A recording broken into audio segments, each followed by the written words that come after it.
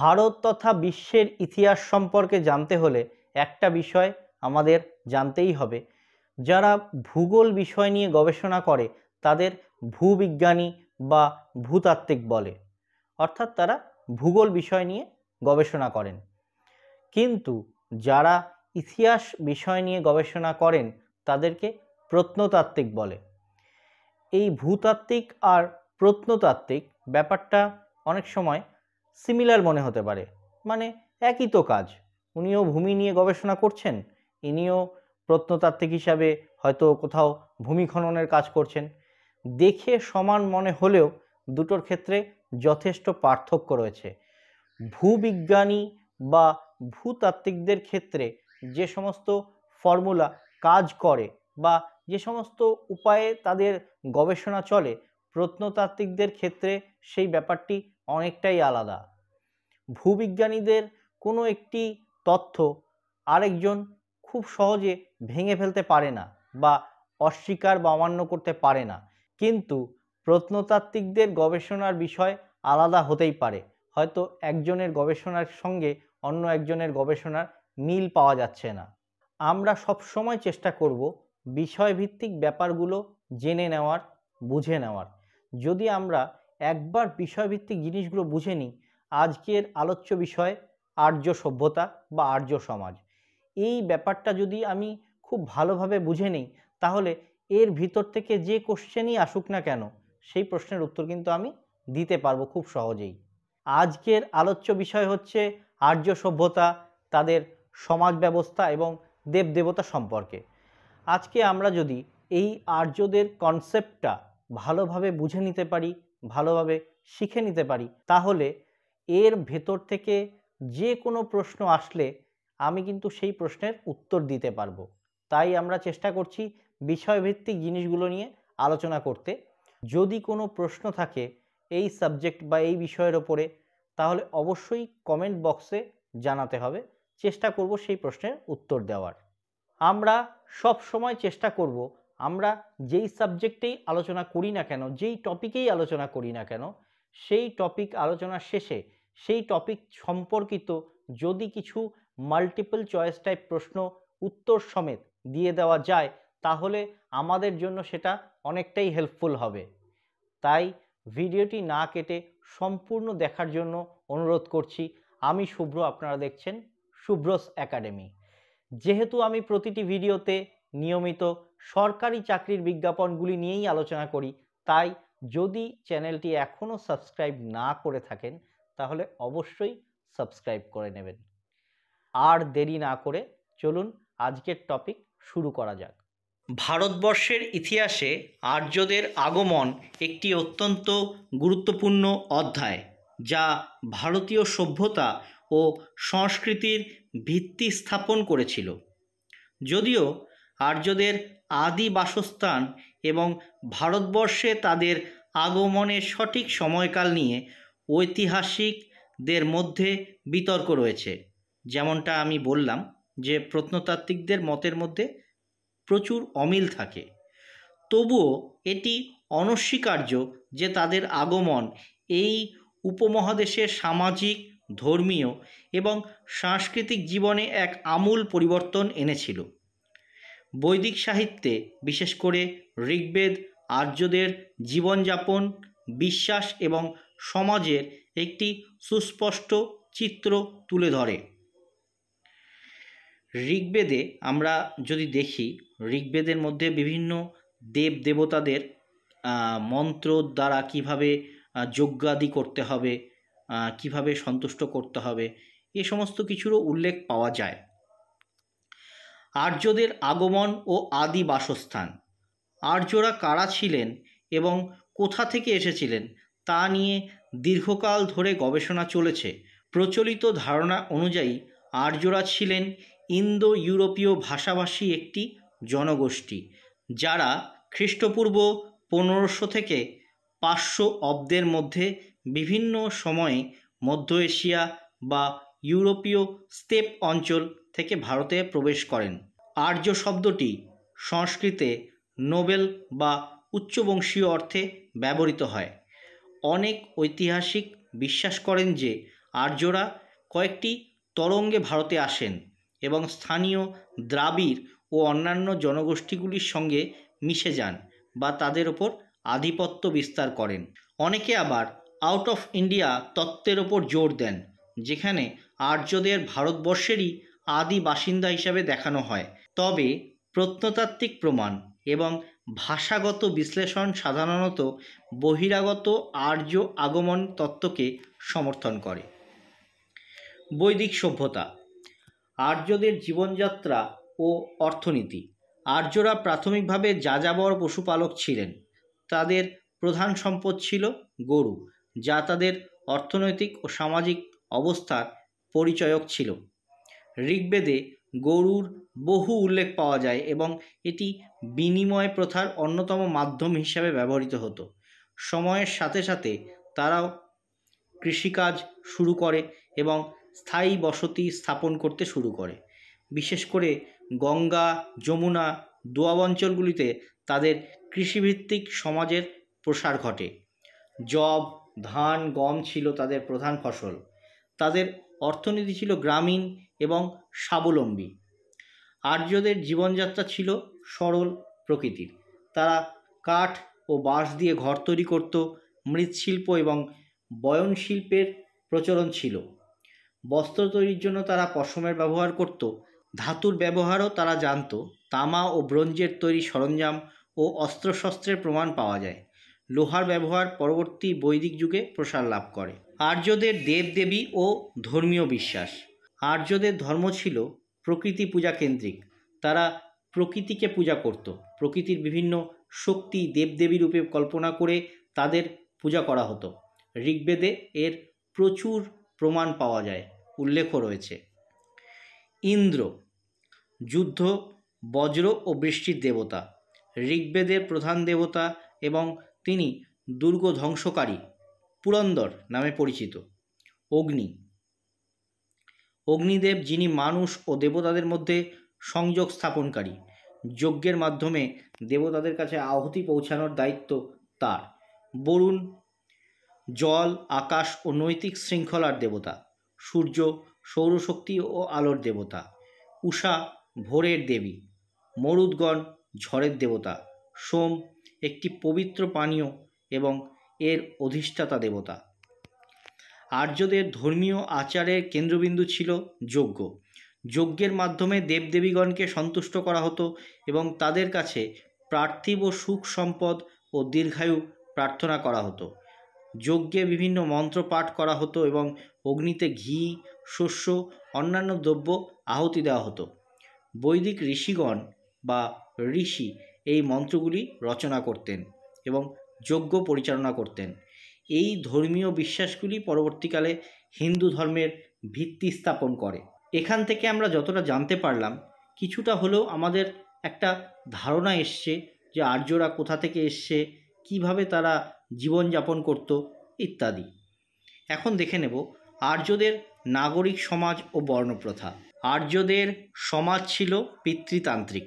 পরিবারের কর্তা ছিলেন পিতা এবং তার সিদ্ধান্তই চূড়ান্ত বলে বিবেচিত হতো।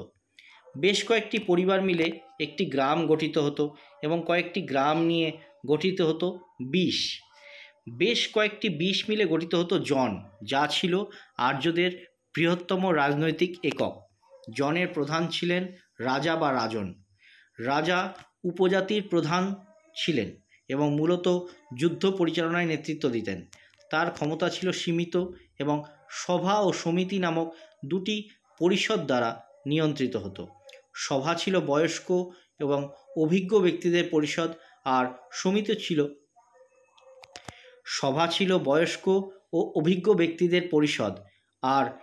ছিল সাধারণ জনগণের পরিষদ। আর্য সমাজে কর্মভিত্তিক বিভাজন ছিল, যা ধীরে ধীরে কঠোর বর্ণপ্রথায় রূপান্তরিত হয়।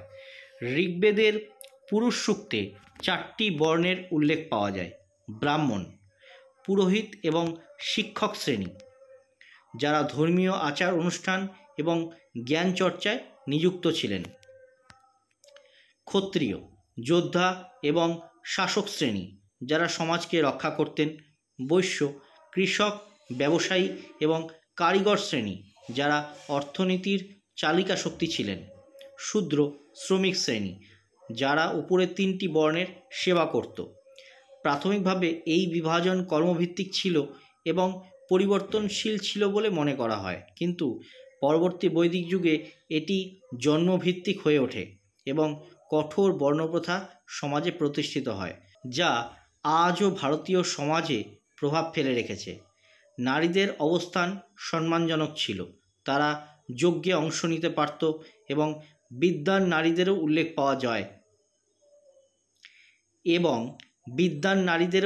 পাওয়া যায়, তবে সময়ের সাথে সাথে নারীদের স্বাধীনতা হ্রাস পায়।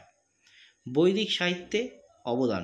আর্যদের সবচেয়ে বড় অবদান হল বৈদিক সাহিত্য, যা তাদের ধর্মীয় বিশ্বাস, সামাজিক রীতিনীতি এবং জীবনযাত্রার অমূল্য দলিল ছিল। 4টি বেদ, ঋগ্বেদ, সামবেদ, যজুর্বেদ এবং অথর্ববেদ ভারতীয় জ্ঞান ও সংস্কৃতির ভিত্তি।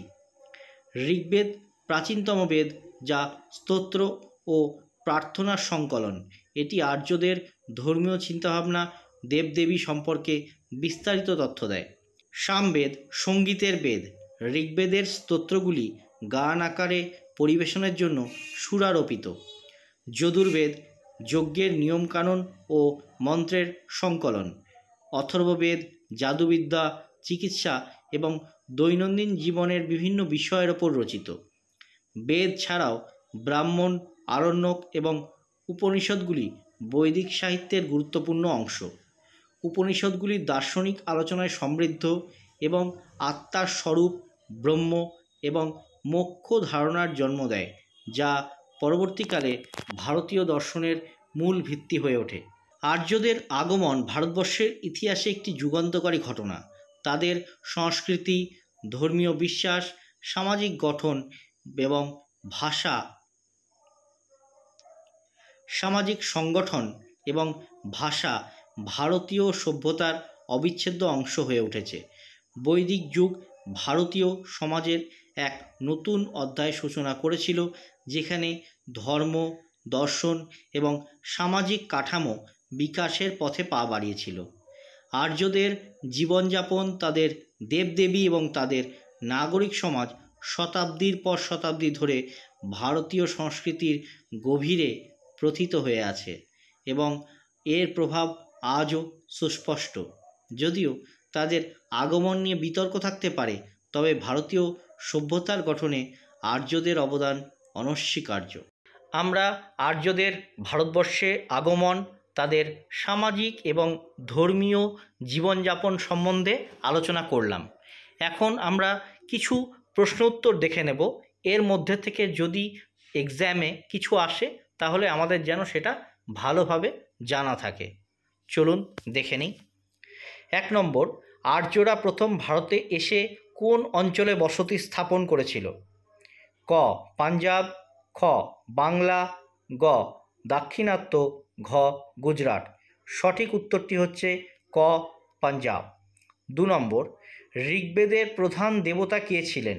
ক শিব, খ ইন্দ্র, গ ব্রহ্মা, ঘ বিষ্ণু।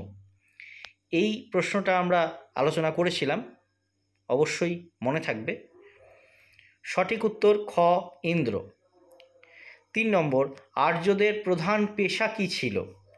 ক ব্যবসা, খ কৃষি, গ পশুপালন, ঘ শিল্প। সঠিক উত্তরটি হচ্ছে গ পশুপালন। 4 নম্বর, বৈদিক যুগে সমাজের সর্বনিম্ন স্তর কোনটি ছিল? ক ক্ষত্রিয়, খ বৈশ্য, গ শূদ্র, ঘ ব্রাহ্মণ। সঠিক উত্তরটি হচ্ছে গ শূদ্র। 5 নম্বর, কোন বেদে জাদুবিদ্যা ও মন্ত্রের উল্লেখ আছে? ক ঋগ্বেদ, খ সামবেদ, গ যজুর্বেদ, ঘ অথর্ববেদ। সঠিক উত্তরটি হচ্ছে ঘ অথর্ববেদ। 6 নম্বর, আর্যদের ব্যবহৃত প্রধান ধাতু কোনটি ছিল? ক তামা, খ লোহা, গ সোনা, ঘ ব্রোঞ্জ। সঠিক উত্তরটি হল খ লোহা। 7 নম্বর, বৈদিক যুগে পরিবারের প্রধান কে ছিলেন? ক মাতা, খ পিতা, গ জ্যেষ্ঠপুত্র, ঘ জ্যেষ্ঠকন্যা। সঠিক উত্তর পিতা। কেননা আর্য সমাজ ছিল পিতৃকেন্দ্রিক বা পিতৃতান্ত্রিক। 8 নম্বর, আর্যদের আদি বাসস্থান হিসাবে কোন অঞ্চলকে ধরা হয়? ক মধ্য এশিয়া, খ পূর্ব ইউরোপ, গ উত্তর আফ্রিকা, ঘ দক্ষিণ পূর্ব এশিয়া। সঠিক উত্তর ক মধ্য এশিয়া। 9 নম্বর, বৈদিক যুগে গো শব্দের অর্থ কী? ক জমি, খ গরু, গ জল, ঘ স্বর্ণ। সঠিক উত্তর খ গরু।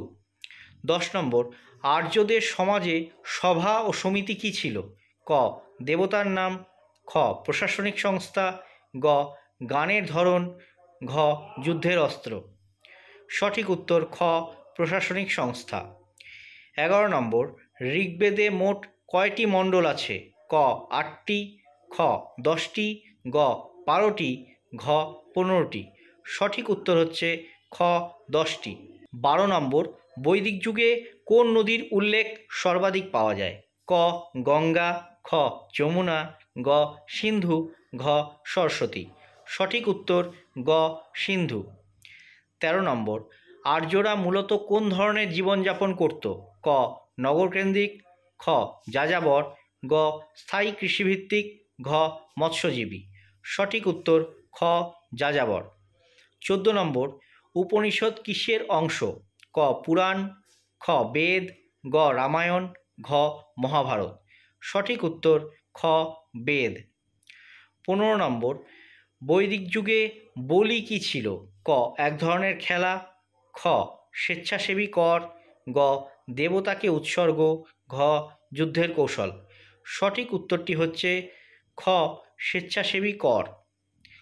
16 নম্বর, আর্যদের কোন দেবতার সঙ্গে জলের সম্পর্ক ছিল? ক অগ্নি, খ বরুণ, গ বায়ু, ঘ সূর্য। সঠিক উত্তর খ বরুণ। 17 নম্বর, আর্যরা ভারতে আসার পর কোন সভ্যতাকে ধ্বংস করেছিল বলে মনে করা হয়? ক মেসোপটেমীয় সভ্যতা, খ মিশরীয় সভ্যতা, গ হরপ্পা সভ্যতা, ঘ চৈনিক সভ্যতা। সঠিক উত্তর গ হরপ্পা সভ্যতা।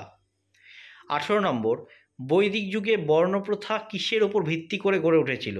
ক জন্ম, খ পেশা, গ অর্থ, ঘ গায়ের রং। সঠিক উত্তর খ পেশা, প্রাথমিকভাবে। 19 নম্বর, গায়ত্রী মন্ত্র কোন বেদে পাওয়া যায়? ক সামবেদ, খ যজুর্বেদ, গ ঋগ্বেদ, ঘ অথর্ববেদ। সঠিক উত্তর গ ঋগ্বেদ। 20 নম্বর, আর্যদের প্রধান পানীয় কী ছিল? ক সুরা, খ সোমরস, গ দুগ্ধ, ঘ জল। সঠিক উত্তর হচ্ছে খ সোমরস। আজকের টপিক এখানেই শেষ করছি। বিষয়টি আপনাদের কেমন লাগলো? এর ভেতরে আপনাদের যদি কোনো প্রশ্ন থাকে অবশ্যই জানাতে ভুলবেন না কমেন্ট বক্সে। সকলে ভালো থাকবেন, সুস্থ থাকবেন।